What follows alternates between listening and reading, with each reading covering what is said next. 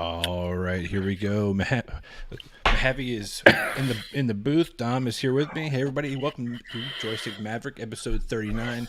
This episode's called WB Discovery is pulling in Ari Gold, and I think we're going to know why because of our main topic this evening. But it should be fun this week. We got a couple opening remarks, just general niceties. We got the interesting Tid Bits. We're going to talk about things like the Gray Men, Mythic Quest Season 3, a couple of game delays, a couple of game updates. And then Sandman is kind of our interim topic, and closing it out with our main topic being WB Discovery. I don't know if you guys can hear, but Dominic is not feeling well. He's pulling a flu game, a Michael Jordan flu game here. Yeah. He's been so polite. The schedule from me yesterday to today, so I'm going to try to rush through these early topics. Nobody's going to be left fully satisfied, but at least we'll get a little something. But this last round is going to be great. All right. One more thing. As always, this episode is brought to you by our friends, their sponsor at toughwraps.com. So go to toughwraps.com for all your supplements, your gear, all your apparel. Use code joystick at checkout. Get 10% off your purchase. Easy peasy. Toughwraps.com. Code joystick. 10% off. Boom. All right. What do you say, Dom? Let's start the show. Yeah. A light on my camera.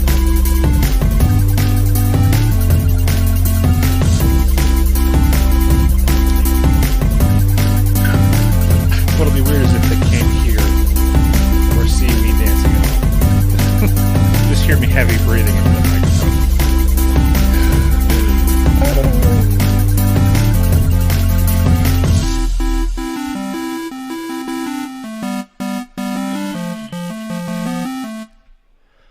God, that's a great song. Freaking song. It's so it's a great song. It's like somebody we know wrote it. Yeah. I mean, that's wild stuff. Mahaffey, thank you for, as always, for doing that intro and the outro. Hey, man, I got to tell you, first things first, I want to say thank you. You said, hey, Ernie, listen, bro, if you want to get back into like reading some Marvel comics, start with New Avengers, run through New Avengers, get to a particular issue, and then you'll jump over to Infinity, you'll jump over to regular Avengers, and then you'll spider your way through. Dude, that was awesome. That was a good. Did you read it?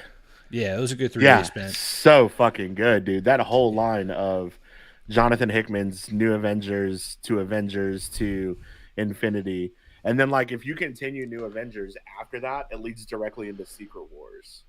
So that's where I'm at right now. I'm at basically the jump off point where we meet Thane, aka the son of Thanos, which we don't get in the MCU, but in the book he exists, and he's pretty Billy badass. Aside from his friendly nature with the Ebony Maw, but I'm interested to see where this kind of takes the story from here. It also is kind of nice because that opens up the conversation around Wakanda and the interaction with Atlantis. And their conflict and how what could have been a good relationship was just destroyed by just doubt, So I'm looking forward to now Wakanda Forever a little bit more because of that. Now I've got an emotional investment in this conflict between these characters, in particular Shuri and Namor. Now that obviously Chadwick Boseman has passed.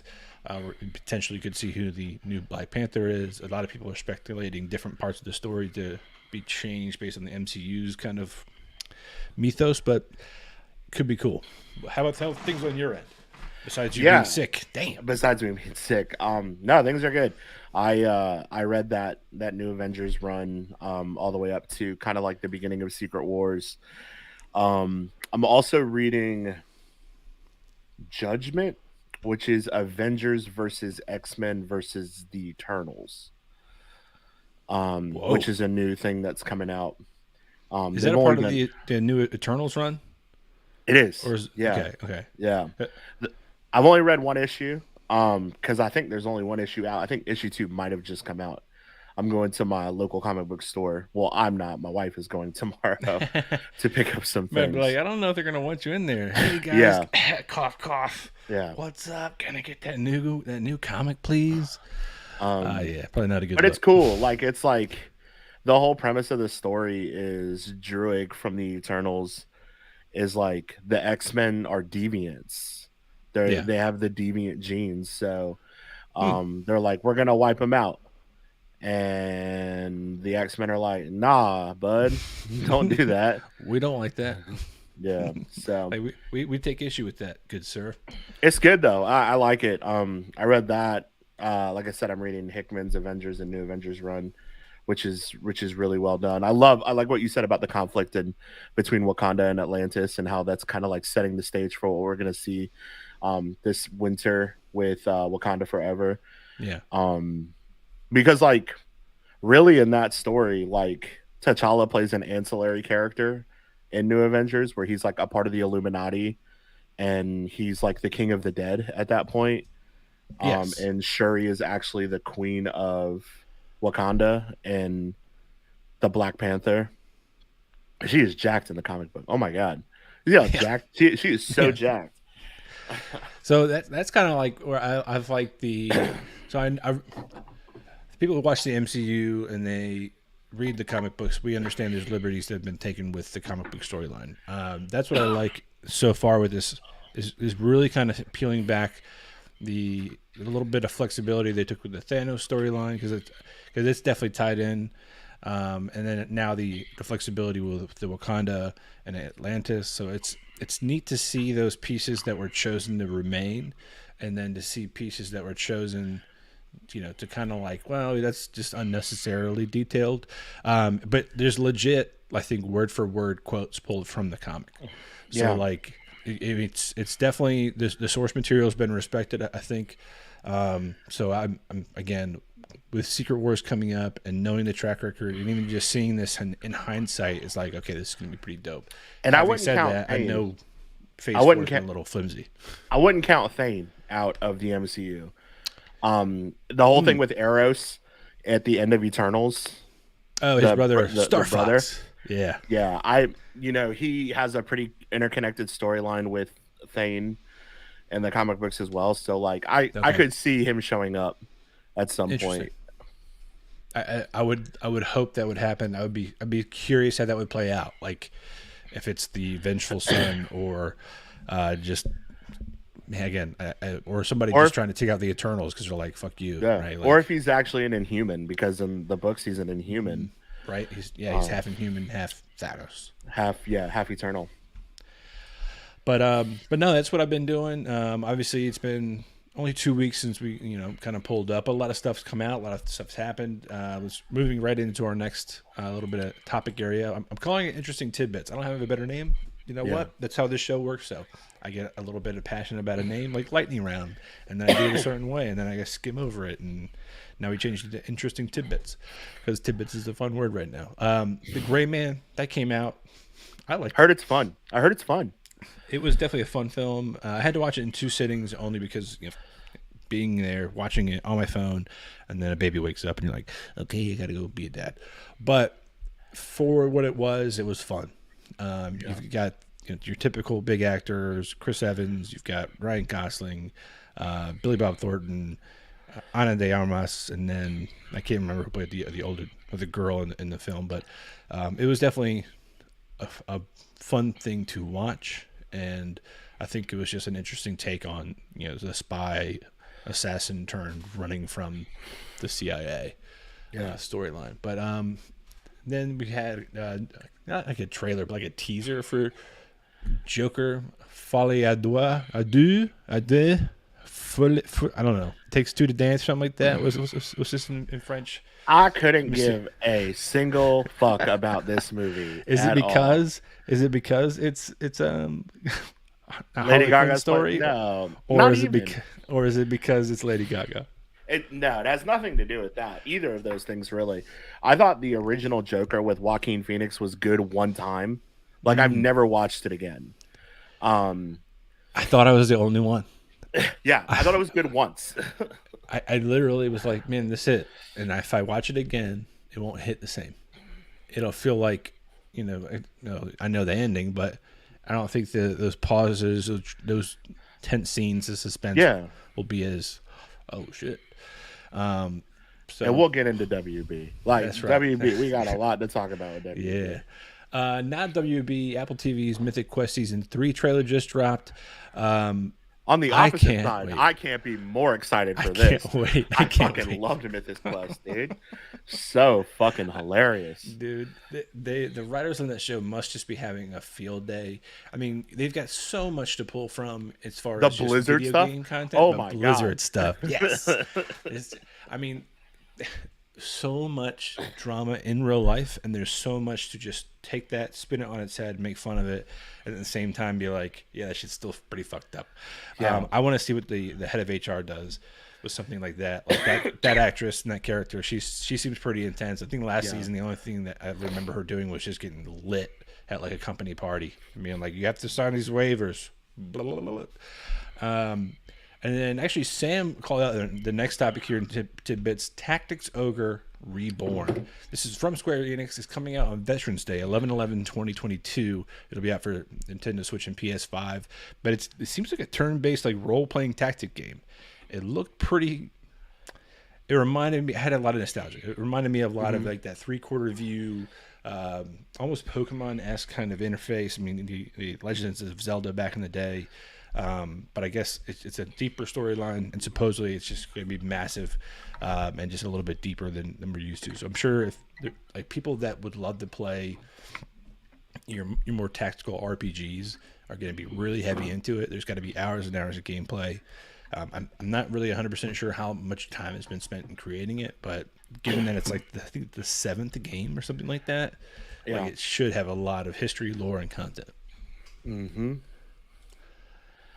All right, this one I would love your opinion on this next topic. So, delays have been reported. Unfortunately, not for movies. It's for Marvel's Midnight Suns game. What was your initial thought when you saw this, Dom? I mean, you were definitely the one who told us about it. It was really fucking rage at this point. Like, I guess, like, I mean, and because this isn't the only one, because Hogwarts Legacy got delayed today to February. No, it did not. Yeah. Are you serious? Like, I'm like, dude, like, I mean, I get it. Like, I definitely understand that there's a industry-wide problem with crunch and people don't want to put out bad games. But I'm like, dude, stop announcing fucking launch windows for the love of God. A great big butt there. Yeah. Starfield's been delayed a whole bunch. This is the third launch window that we've gotten from Hogwarts Legacy. Midnight Suns, like, I mean, that's not going to be the end all be all for me. It's an XCOM game based on the Midnight Sun, which is pretty cool. Mm-hmm. But like, I was like, I think like we talked about it in Slack a little bit. It was like, when was the last time a game came out on time? And also we had to dig in the bag. We had to dig in the bag. I mean, granted, I think your first example was Elden Ring. And that was fucked up. How many years did it take to get it out though? Yeah. Right? And it had some flaws, and they were quick to update. And it was so much content. I kind of Guardians of the Galaxy benefit of the doubt. Was like the other single player experience that like came out on time, didn't make a bunch of waves, but was fucking great. Mm-hmm. Shoot, I think we watched that trailer like almost this time last year. We did, yeah. And we got Gamescom coming up in a week and a half, which is going to be fucking sick. Yes. So like, that's usually when a bunch of stuff gets announced, which is cool. But like, I mean, what is coming out this fall? Like at this point, I mean, you get a new Call of Duty, which is probably going to be fucked from launch. Yeah, that's a big eye roll for me. I mean, at this point, that's like saying you get a new Fortnite every couple of weeks, which is my next topic. But yeah, but I was really looking forward to Hogwarts Legacy being that like that holiday 2022 game that I can sink my teeth into during snow days and stuff. And now it's like not coming until February, so like I don't know. And then apparently God of War. I think that got delayed as well too. I think God of War got delayed, Mike. I'm not 100% sure. I thought it got delayed till early next year, but it could be late this year.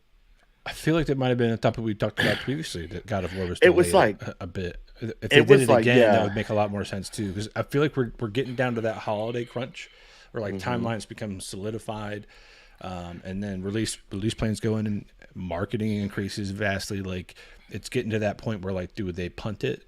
Q4 kicks off a month and a half from now. Yeah, that's making your nut time for for people in the industry. Forspoken, So, which is the other like PlayStation exclusive game, got delayed till next year as well. Like, I mean, it's I don't know, and we're not getting anything big from either publishing, like either platform, the rest of the year. It seems like there's no like blockbuster Sony game that I don't, unless God of War comes out this year. There's definitely not an Xbox one. Everything's like pushed to next year. That's interesting, man. I feel like they're going to lean heavily into your Call of Duties and things like that, just because they're on such a kind of a incremental rollout schedule, like every 90 days, every 6 months or something. Which is really rolls into my next topic. On August 16th, 2022, a teaser image has been released. Not to mention, this is on Twitter. The teaser image is Fortnite logo, and behind it is the reality tree in the game. And just currently, if you're playing the game, the reality tree is just this giant, basically lotus thing, and sprouting out of it is the dragon. And saying, what is your wish, right? So that's kind of like, oh, super dope. Well, in the game, you've got, oh god damn, I'm gonna mess his name up. Who trained Goku when he was a kid? Taught him the Kamehameha. Master Roshi's house. Roshi, yeah. Master Roshi's house. It's just a little island. Because when I logged in like yesterday, I was like, what the hell? Why is my background no longer this summer fest kind of thing? And I was like, I know that fucking house. And it's just this little island, that little house. I'm like, so we're gonna get Dragon Ball characters in the fucking game? It's pretty cool. That'd be cool. Well, hopefully it won't be like super terrible graphics wise. Like I feel like there's a way to treat those 3D models correctly. We'll see how it goes. Fortnite, like Destiny, is really due for an engine update. Like, they're thanks, Mahaffey. Yeah, and our producer Mahaffey just let us know that Master Roshi had a weird infatuation with Kid Bulma. Yeah, that's true. I probably shouldn't. Is he canceled? He's canceled now, right? Oh, yeah. So now like Fortnite is canceled because they got his house in it, and we just know things could be happening in that house. I digress. There's a Destiny showcase on the 23rd as well. Okay. Which is and Destiny's another incremental kind of game to me. That game needs the engine update more than anything right now. That game is like 5 fucking years old and needs like a full-on engine overhaul. Really? Just because it doesn't run very well now. It's a resource hog. It crashes a lot. It's good. I mean, the game is really good. The game still feels snappy. And what are you playing it on? Like, what you're playing on PC? Okay. Well, and you definitely don't have a poor rig. Like me, I'd be like, oh, look at this thing at Costco. I bet it could run Destiny too. I'll buy that. Whereas yours is definitely pristinely picked. So that's saying something. Yeah, I mean there's some positivity in this whole section. Interesting tidbits. There's definitely not a lot of positivity. It's definitely negative. Died today. That's enough. Ace died today. Today. I had no idea that she got into a car accident. We started this year with In Memoriam. Here we are again, In Memoriam. I saw, how I found out that she got in an accident? All I saw was the video of her car zipping by a security cam in a residential area. And I was like, whoever's in that car is dead. Because you heard from the footage just a pop, slam. And then I found out who it was and then looked it up and passed away today. Crazy. 3 days later, passed away. All right, the next topic. I don't know if you've had a chance to watch this yet or listen to the audio or okay. Yeah. Sandman. Oh, evidently she was high on coke. Thank you, Matthew. Yeah, that was the other thing. I guess they didn't find any alcohol in their system, just a bunch of cocaine. I mean, yeah, the speed. Yeah, makes sense. Drive speed with speed. High on cocaine. Yeah, she probably was like, I can see the future. I'm good. Guess what? She didn't see the future. Miss Cleo needed to call her. But no, Sandman came out last week, and it has been huge. I mean, just huge. I was actually in on the Twitter Spaces recently where Neil Gaiman, the writer of the original graphic novel, The Sandman, was on there. The actor who was playing the Corinthian and the actor who played Desire was on there. Just talking about their experience and how during COVID they were doing filming, and because of that intimacy, they were forced to be together. They had a lot more of a bond as a cast. They talked about how even like the diner scene, if anybody's familiar with the comics or the audiobook, or the book, it's the novel / audiobook itself, the diner scene was actually shot chronologically, so there wasn't like pieces. They spent time to go through each section and over that's the episode that's coming up for me right now, is the diner, and I know the diner scene very well, and I'm watching it with Ash, and I was like, it's been pretty tame thus far. Just wait. Like, I told her, I was like, it's gonna get real bad in the next episode if they do anything like that. I mean, it definitely there's no way they're gonna get as graphic as the book, right? But having said that, they did a pretty good job, I think. And you could tell the actors in that moment really sold it, and you could tell, like, because they were doing it tightly packed in days, they were feeling the fatigue. So like you could see the actors and the characters feeling the drain of a 24-hour period with Dr. D. Spoiler alert, but I want to see what occurs in that moment. It looks good. Like, I mean, as an overall series, it's pretty faithful thus far to the source material. It is beautifully shot.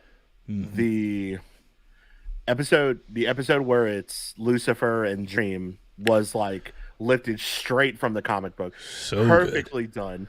So like good. Gwendolyn Christie kills it as Lucifer. Which, I mean, if you're a fan of the Lucifer show, I can see you being a little upset. It's hard. You're like, it's hard. on. Yeah, like Tom Ellis. I mean, he's incredible. But I think she did a great job. I thought she did a great job too. Great job of being ominous, and at the same time, kind of having this moment of like weakness, being beholden to her billion demons. So the Joanna Constantine thing was really cool too. I like that. Yeah, talk to me about that. That's something I wanted to touch on. So they don't own the rights. That's the problem. Right. So they don't own the rights to John Constantine. So they had to use a different Constantine. The way that Joanna is a Neil Gaiman character, he made her up. Yeah. So it's his, right? Like, awesome. I mean, she played him just like. She played him just like I imagine John Constantine from the book. I mean, that whole sequence between her and her ex and how they get the pouch of sand back. Yeah. Even that, like, her recurring nightmare with the demon snatching the kid, that's straight up one of Constantine's biggest things. Character tropes, right? Yeah. It's just his torture from that. So that was super cool to me. I think let me see. Yeah, the other thing that, granted, they glossed over it, but it was a nice nod to people who, again, read the comics or listened to the audiobook. The woman who grabs him in hell and she calls him out, and he suddenly changes face to her. Yeah. Like, if you didn't know that he appears to people differently, you wouldn't have caught that. If you didn't know the story about those two, that wouldn't have been as impactful. But I encourage anybody that has the time or listen to the audiobook. Just listen to it. It's so fucking good. I think James McAvoy plays Dream. Taron Egerton plays Constantine. Yep. Like, I mean, it's really fucking good. Yeah, Kat Dennings plays Death. She does a great job. She just sounds like whimsical. I'm like, you're Death. Seeing her in the MCU and then hearing her on that, I'm like, that's so weird. Just because they're completely different characters, but no, it's awesome. Apparently, they did screen tests with Morpheus in full-on comics accurate garb, black eyes, wild hair. Oh, really? How did that go? Probably not well. I mean, I'm assuming the clothes. I like the way that Sturridge looks as Dream, and he has that very gothic look to him in the show. Anyway. Yeah, the irony for me is, like, after listening to the audiobooks and James McAvoy playing his deadpan voice, Neil wanted Morpheus to be able to blend into a crowd. That's fair. That's definitely fair. But hearing James McAvoy's voice and him being very kind of bland, and then hearing this guy, I was like, they're fucking the same person. Like, dude, they sound so much alike. It's crazy. And I mean, shout out to fucking James McAvoy, who could literally act his ass off in anything that he's in. Played 21 different personalities in Split. I mean, he was a woman with diabetes in Split. Like, yo, he's a fucking monster, dude. I love him. I watched the clip, bro. Like, I watched the clip of X-Men. I think it's X-Men Apocalypse or X-Men Days of Future Past. No, it's definitely Apocalypse. Or no, it's definitely Days. It's the end of Days of Future Past, where he's like, where he's talking to Magneto, and Fassbender's like, "What are you gonna do when they come knocking on your door for your children?" And like McAvoy is like, I feel very sorry for whoever comes to my school and starts trouble. And I was like, dude, he like fucking killed it. I loved both of them as Magneto and X. Honestly, man, so that's a whole nother episode. Is could they keep those two actors in the MCU? Is there a possibility? I would love that. I mean, even Giancarlo Esposito potentially being Professor X is now the big rumor floating around. I'm like, I would love anything too. So like, the dichotomy. I'd be cool to see that. I would love the dichotomy of this MCU's X and Magneto being an allegory to Martin Luther King and Malcolm X. Yes, like that would be fucking awesome. Right, because in the comics it's very Nazi driven. I guess what said Nazis almost a century ago. But yeah, to your point, I would love that to be their origin points, right?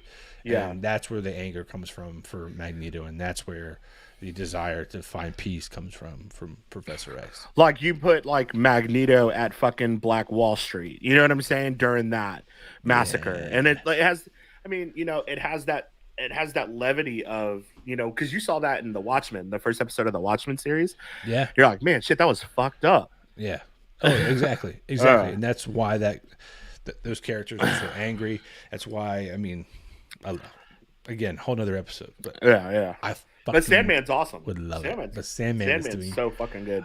I felt a little, about half a second of guilt, because I was watching it pretty steady with Michelle, and then she fell asleep. I was like, well, I'm gonna keep watching it. And then it was 4 a.m. and I was like, shit, I got work tomorrow. But I finished it. I got through the whole thing. And it wasn't even like I got through it. It was like, fuck, there's no more left. That's how I felt about Stranger Things, dude. Like, that's how I felt about Stranger Things, the first part, before part 2 came out.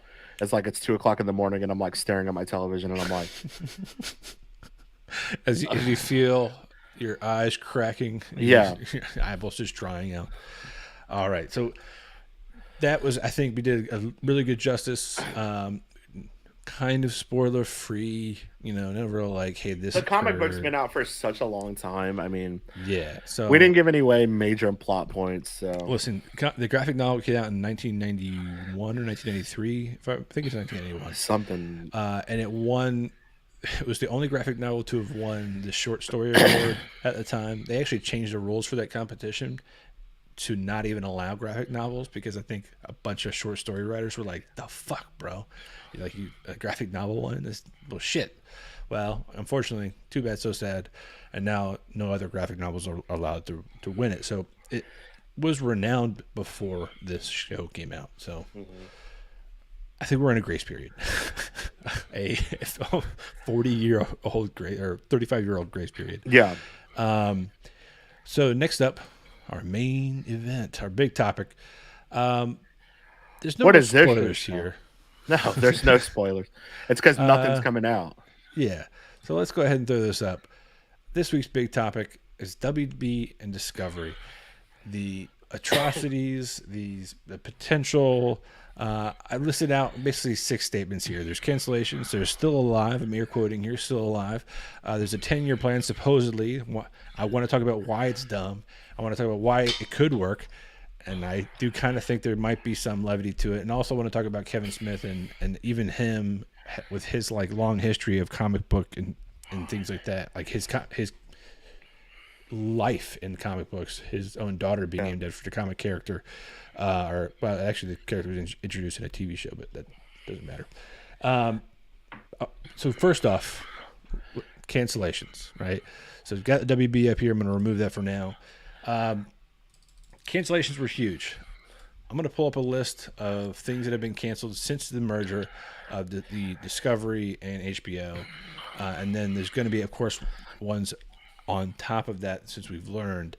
First off, they shut down CNN Plus. Like a week after it launched, the guy came in, shut it down. What's his name? Vaslav? Yeah. A buddy of mine worked for that, and no way. Yeah, he said it was fucking awful. They launched for a week, and he came in and was like, "The numbers are shit." Shut it down. Next one was Raised by Wolves, a show I've talked about on this show, like multiple episodes times. ago. Yeah. The season just ended. It was great. It was heading places. Close Enough got shut down. The Gordita Chronicles. I wonder why that got shut down. Racist. Made for Love, Chad, Full Frontal with Samantha B, Three Busy Debras, Joe Para Talks with You, Naomi, Legends of Tomorrow, Snowpiercer, the Wonder Twins film, Scoob, Holiday Haunt, and then Batgirl. On top of that, that's right, you heard me, Batgirl, the basically completed $90 million film was canceled, along with any plans for Black Superman, Static Shock, Green Lantern series that I believe was going to be following Jon Stewart. And then of course this unnamed, I think adventure series that Kevin Smith was working on that had hopes of having like Bizarro introduced. This is also not complete because Doom Patrol and Titans are on the block as well. Oh, really? Which is bullshit because Gotham Knights is still fucking coming out. No, I thought they canceled. No, they walked it back. They said that Gotham Knights is still coming out. You are fucking shitting me. No, dude. Is it because it crosses over with the Flash? Like, is that they're going to get one season to be done? They're talking about canceling the fucking Flash movie now too. Like, I mean. So yeah, that's the next topic. So. The still alives are the Flash, which is a joke. We're coming back to that. The Penguin series, Constantine, which this does have the rights to, the John Constantine series, and then the movie, obviously Aquaman 2 is still going. We've got Shazam, Fear of the Gods, Black Adam, but the Flash, how the fuck could you still have the Flash coming out over? Well, they're weighing three options. They're weighing three options now, and all three options are crazy. The first one is like Ezra Miller goes and does a press conference and then like cools it. Not happening. The second one is someone else does the marketing for Flash and it comes out. Not happening. What, are they going to have Keaton do it? I mean, Keaton's going to draw a crowd, but it's not a Batman movie. Oh, well, that's the other thing, too. You think Keaton's not going to keep it real? Stand-up comedian, thinks on his toes, has no problem just burning whatever bridges because he's fucking Batman. Just had another of his projects canceled in Batgirl. Like, I'm sure he should be like, yeah, it's a fucking shit show. You should just watch it because it's fucking terrible. Or whatever. And then the third option is just scratching it, which is a $200 million movie, which at this point I think is the only option. And Mike said something very poignant, is that if the main actor isn't white, it's canceled, which is absolutely true. Yeah. Like Leslie Grace's Batgirl, the Black Superman, Jon Stewart, Green Lantern. I think the only movie is like that is having an ethnic lead is Blue Beetle right now. And like that has mysteriously been very quiet. Yeah. Yeah. I wonder what's going to happen there. I mean, that could just be... see, that's the thing. I think there's probably nothing coming out about Blue Beetle because where are they at in filming? Are they even filming? Has that been paused for any particular reason? It's insane. It's definitely, it feels like racial undertones when you can list off legit, like one-to-one number comparisons that shows or movies that have leads that are not white and male or white cisgender male are not getting canceled or not even talking about being on the chopping block. You've got someone who's got multiple arrests out for them. They're questioning if they should be allowed to be in a press junket. That person is emotionally, mentally, and physically unstable. Like, I don't get it. And if you're worried about the tax write-off, release Batgirl. Hell, put more money into Batgirl to release it. and then don't release the Flash because he doesn't deserve it. He does not deserve it. That's your tax write-off. You've just covered all of these expenses. Now you can actually continue these other shows that these people want, and people want to see representation of themselves. But you could cancel the Flash and still make your tax breaks. Like, sorry, the tax break excuse has now lost all fucking legs for me. That's and like, Mike sent me this video of the guy from Variant, Aris Quinones, talking about like the reason why Batgirl was canceled because they were trying to set up Batgirl. They were possibly trying to set up Batgirl and Supergirl as like the main, like the Batman and Superman of the DCU. And like they can't do that because those characters are side characters and that they need to lean heavily into Batman, Superman, and Wonder Woman. But like Wonder Woman's a fucking shit show. Wonder Woman 1984 was fucking trash. Batman, Ben Affleck, I don't think is coming back other than his appearance in Aquaman. And then, I mean, Batman Rob Pattinson is great, but that's its own isolated thing. And like Matt Reeves has been fucking adamant that that is its own isolated thing. So like, yeah, I mean, I don't see that happening there. And then like, don't even get me fucking started on Superman. I mean, like that guy has showed up in the DCEU as an unnamed actor more times than he showed up on fucking screen as Superman. And it was Henry Cavill. Yeah, I think we've seen more of just his feet and a cape. His torso, yeah. Yeah, a blur. I'm going to pull up on screen for those watching live or tomorrow on video on YouTube, Twitch, and Twitter. So this is straight from the investors' PowerPoint deck. This is public knowledge. You can actually go to their site and download it without any kind of behind-the-scenes access. This is just a presentation they have for their 10-year plan. And I want to put up this slide in particular because we know under the umbrella of WB Discovery, you've got HBO, Discovery, CNN, HGTV, Cartoon Network, DC as a whole, and Looney Tunes. But they're pointing out big franchises here on the next line down. You just mentioned it: Batman, Wonder Woman, Superman, Shark Week, Game of Thrones, 90 Day Fiance universe. I guess now there's a fictional universe for 90 Day Fiance. People love that fucking shit, dude. And then with the Wizarding World of Harry Potter, like those. Fine. Those are big franchises. I'll give you five of those franchises have had bullshit the last 5 years. Are you kidding me? Game of Thrones is still trying to recover from its season 8 debacle. The Wizarding World of Harry Potter. A whole other show. Right. Harry Potter's trying to recover from the Fantastic Beasts bullshit and then firing Johnny Depp, who was exonerated as being an abuser. I thought you were going to say recovering from J.K. Rowling's tweets. Also, yeah, J.K. Rowling is more in controversy. Batman's like the only stable of those three properties because Matt Reeves is killing it. Wonder Woman 1984 is a shit show. And Superman, again, like they don't know what to fucking do to Superman because it's either he's overacting, he's underacting, he's not smiling enough, he's smiling too much, or if you're Steve Townsley, he fucking kills and he's not supposed to kill. Like, I mean, fuck that. Like, I mean, thank you, Matthew, for also pointing out the Fantastic Beasts is also an Ezra Miller project. Ezra Miller project. I just love this guy. He's got to be a nephew of somebody important. And then up here, they've got iconic series and characters. Friends has not been out for like 2 decades. Friends, The Big Bang Theory, Sex and the City, Property Brothers have not been out for fucking years. Diners, Drive-Ins, and Dives continues to live because Guy Fieri is just awesome. I hope nothing ever comes out terrible about that guy. He could be a dickhead to his employees for all I give a shit, but just nothing really gross. Fixer Upper, I never really liked that show anyway. But then International, I have no idea about most of these. I've watched some D-Max, but in Discovery Kids, I might know somebody that works there, but you know what I'm saying? So, but the third bit that we're talking about the WB Discovery was this 10-year plan, and it sounds like what the plan is to create a new streaming service combining HBO Max and Discovery Plus into like one mega house kind of stop all place.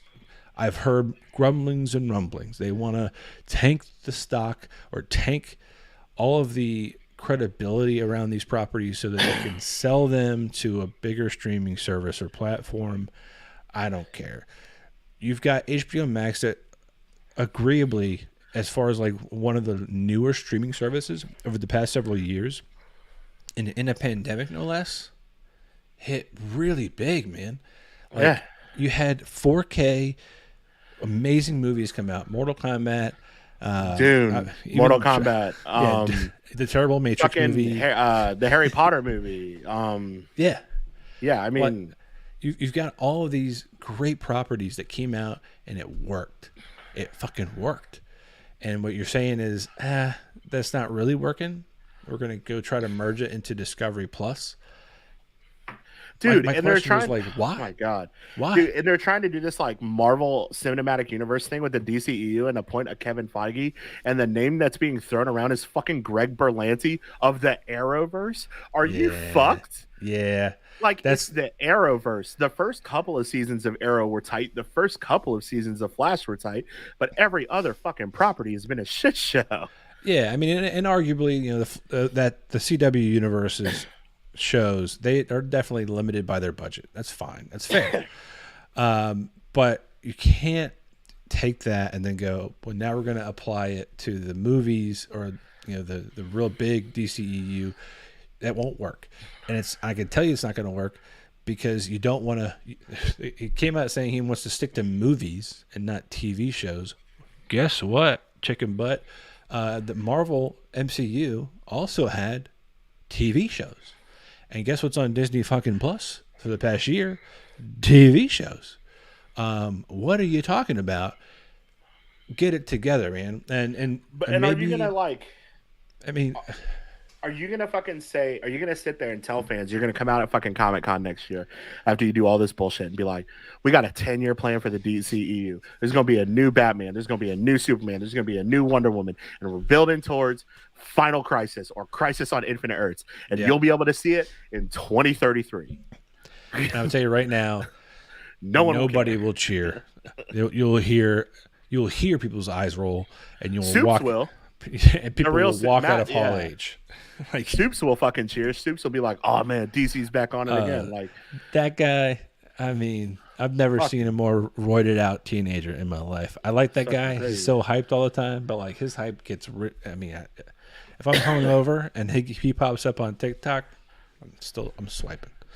But no, man. I to your point, there's no real way to kind of recover, except for maybe this is why I had it might work, is if you purge all your current all your current work. Agreed.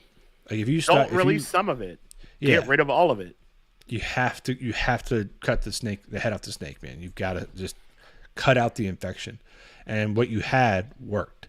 You had Henry Cavill, that worked. Even Ben Affleck, for all of his criticism, that worked. Gal Gadot with time, and what I mean by time is with her, the directing team, the writing team. They had time. They could have had something, but for some reason, I think Wonder Woman 84 was that first simultaneous release in theaters and at home.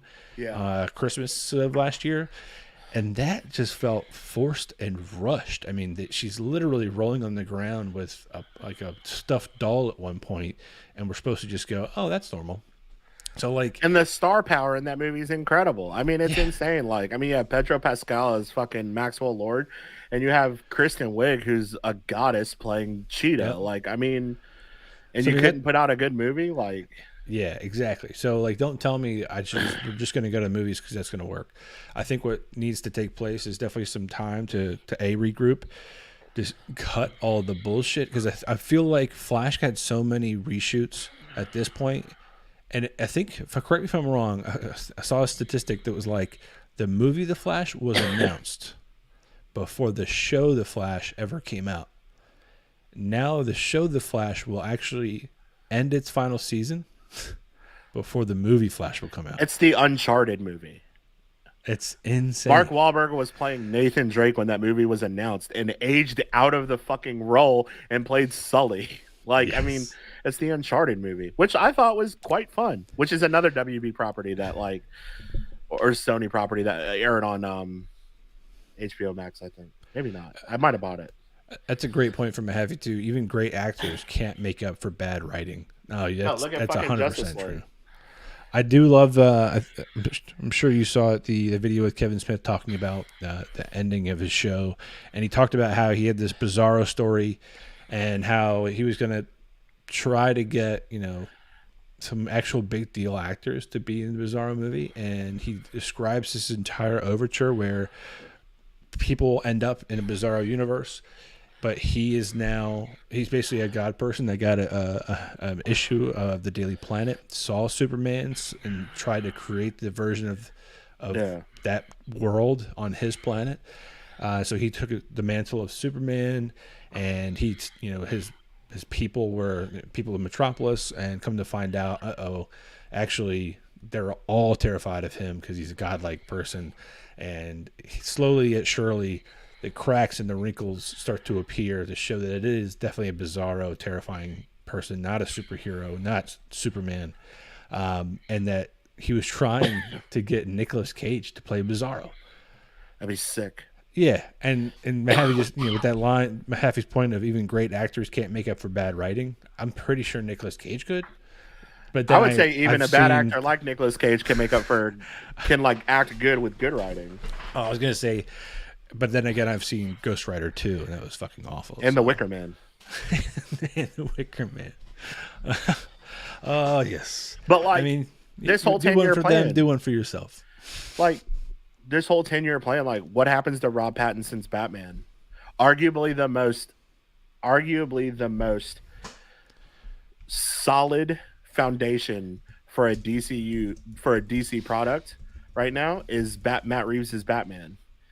Like, so are they going to reboot this whole DCEU and they're going to make fucking Pattinson the Batman going forward, and then they're going to run into the problem of having to try to introduce Wonder Woman and fucking Superman? Like, because that's not the tone that movie has. And then, like, they're doing this crazy shit with the Joker and Lady Gaga, like the Joaquin Phoenix Lady Gaga musical that they're doing with the Joker. Like, whatever, fine. Yeah. But, like, you're confusing people. You know what Marvel's not doing? Marvel is not putting out projects that don't connect back. And if they want to do this all-encompassing universe, they're either going to have to kill anything to do with Matt Reeves' Batman, or make Rob Pattinson the Batman and make Matt Reeves like that whole thing, the Iron Man of the DCEU. And they're going to have to kill all of these side projects or all these extra projects that they're fucking working on, because, like, you're going to confuse people, and then you're going to split your audience, because, like, Loki, like, I mean, think of Loki, WandaVision, Falcon, and the Winter Soldier. Like, if those were isolated projects that didn't really connect to the greater narrative of the universe, you'd be like, man, they're okay. Like, they're fine, but, like, why do I want to watch it? I mean... Exactly. I mean, WandaVision had its faults, as any show does. Especially those last, like, episodes, it's just goofy and weird and like, oh, this is kind of gimmicky. But that Cheese only stood out and stood alone because it was part of the greater universe. So Mahaffey mentioned this in our communications with all of us, that, you know, DC's got a normal universe and it's got its Black Label side. And I think that's a great way to kind of tag the Batman with Robert Pattinson and Joker as this separate one-off series. Like, they just exist on their own. Hell, even if you want to go back and retroactively label, you know, the Christopher Nolan franchise as Black Label, like, those are just one-offs. These are just parallel universes where there's only these characters. Fine. But you're to your point, man, there's no way they're going to be able to move forward with what they've got. They've got to stop and start all over, or, I mean, just act like Joss Whedon never shit in everybody's mouth with that terrible version of Justice League. Yeah. But we've still got Aquaman 2 coming out, and now I still potentially The Flash. It's just, yeah. I lack confidence, and it's upsetting because I'm a DCU guy from the beginning, right? So I grew up with Superman, Batman. Jonathan Williams doing the music for Superman, and Danny Elfman doing Batman. Like, I grew up with those movies, and now here we are. I'm heavy into Marvel, even reading the comics and catching up with more of that mythos. And I'm happy that at least someone's being successful, because it's pushing the genre forward, and we get more, you know, of these fantastical adventures. It's saddening to see when good hard work, months and months of work, millions of dollars of worth of effort just aren't going to be released, and the excuse is it tested bad, and it tested bad, and it tested bad. We don't care. Put it on fucking HBO Max as the last thing you release on there before you shut down that service. Yeah, like release it for free on YouTube if you're really upset about it. But they had to get that tax break. They can't. They'll never release it. Yeah, it's got to be smuggled out, and it's hopefully not have gold stamped on every single page of the script in the back of somebody else's trunk. So, thank you, Vaslav, for being. I guess I think at some point you can have enough money that it's okay to be hated by so many, or to be not trusted by so many. I think he's got a history of really successful, moves. Hopefully, this is one of those, and we can all just go like, man, remember that time? Remember the pandemic, and like people just didn't know what they were doing with DC? Oh yeah. Yeah. Well, let's hopefully we get past that. But on that note, man. Yeah, Kevin Smith's property, thank you, Happy, for throwing this out there, was called Strange Adventures. It was supposed to follow the adventures of Adam Strange. If you ever watched the show Krypton on Sci-Fi, Adam Strange was a kind of, not necessarily a pivotal character, but he was definitely a main part of the storyline where he's trying to help Kal-El's grandfather, not Jor-El, but the dad of Jor-El, kind of find his purpose and saying, your grandson's going to be the greatest hero of all time. I love that show too. They did a great job of doing a terrifying doomsday reveal in it. But here we are. I'm literally talking about more dead WB properties. Yeah. So, and Mahavik cracked the joke. He's like, "Hey, you might want to watch Sandman before WB pulls it." Right. It's like, oh my God, you're right. They are literally setting fire to everything. Do you think Sandman's going to get a second season? Absolutely not. The entire Twitter space time, like when they were just asking questions. And Neil was replying. He was like, in the second season, if we get a second season, you could hear it. You could just hear the sadness. Yeah. You could hear that he's like hoping and planning for season 2 and 3, and he would catch himself hoping. He would catch it, and he'd be like, if there is a season, and you could just hear the tone drop. It was, man, I felt bad. I was like, at least you've had success with the content, but at the same time, like this season was so fucking good. The visuals were great. The transitions between realms was great. So here's hoping to better things from that. But, I mean, man, we started off pretty good. I think positive vibes, rolling pretty quick. And then... Yeah. Just put it in the dirt. Yeah, in memoriam. The DCEU. But, man, what a fun episode. Kept it kind of tight, under an hour. Oh, here we go. Mahaffey with WB on fire and Netflix falling apart. There's no way Sandman gets into the season. Netflix is not really falling apart. They're turning into they're turning into an actual streaming service instead of lightning in a bottle with what they were. So hopefully, they don't. I think gone is the age of any streaming service not having commercials, and we're all going to be entering into this either premium I don't want commercials era, or we're all just going to get brainwashed. We thought we were done with cable. We thought we were away from all the content with commercial interruptions. Nah. It took a little bit of time for them to get their technology together. It sucks. But Dom, any closing arguments? No, I'm gonna go take a whole dose of NyQuil and pass out. All right. Well, I'll leave us with this. Thank you everybody who watches and listens. Please hit subscribe. Please click that bell. Comment. We'll see it. We're going to see you next time. Man, we've got a couple of things coming out. Nothing crazy. I think we've got Lord of the Rings and House of the Dragon. Andor. She-Hulk. Yeah, I mean, we got some stuff. I still need to watch I Am Groot, but so we'll have a couple episodes coming up a couple weeks here, and should be a nice kickoff. Even Gamescom, so we've got things happening. But we'll see you guys next time. Thanks again always to our sponsor, Tough Wraps. Have a great night, guys. Bye-bye. Bye-bye.